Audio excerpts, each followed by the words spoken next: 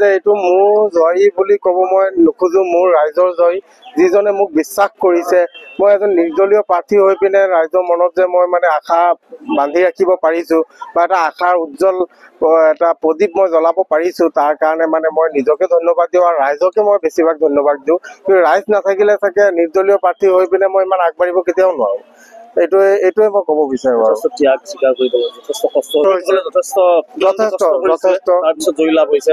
আনফালে ভাৰতীয় জনতা পাৰ্টীৰ সক্ৰিয় ৰাজনীতি, তেওঁলোকৰ যথেষ্ট চৰকাৰ আছে, দুখনকৈ 2টা ইঞ্জিন চৰকাৰ আছে।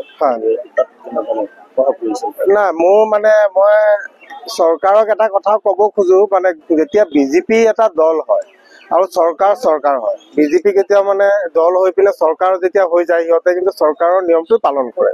আৰু মই দেখিলো গণতান্ত্ৰিক হিচাপে গণতান্ত্ৰিক যিটো ভোটিং চিষ্টেমৰ গণনা চলিছে, তাত কোনো ধৰণৰ মানে বেমেজালি নাই। যদি থাকিলেহেঁতেন তেনেহ'লে মই জিকিব নোৱাৰিলোহেঁতেন। স্বচ্ছ আৰু নিকা ভাৱে আশা আছে। জয়ী হৈ যেতিয়া আপুনি ৰাইজৰ মাজলৈ যাব, প্ৰথম কাৰ্যসূচী কেনেধৰণৰ কাৰ্যসূচী? মই কাৰ্যসূচী এতিয়া মানে মই ক'ব নোৱাৰিম কি কাৰ্যসূচী মই কৰিম নকৰো।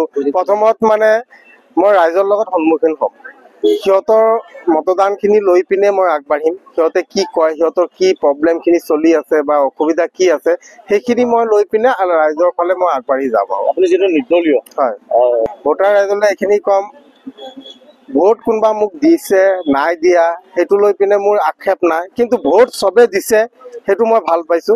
এইটো আমাৰ গণতান্ত্ৰিক দেশ হিচাপে যে মানুহে নিজৰ ভোটাৰ অধিকাৰটো সাক্ষাৎকাৰ কৰিছে, এইটো বহুত ডাঙৰ কথা। তাৰপিছত মোৰ জয়ী হোৱা মানে ৰাইজৰ জয়ী হোৱা।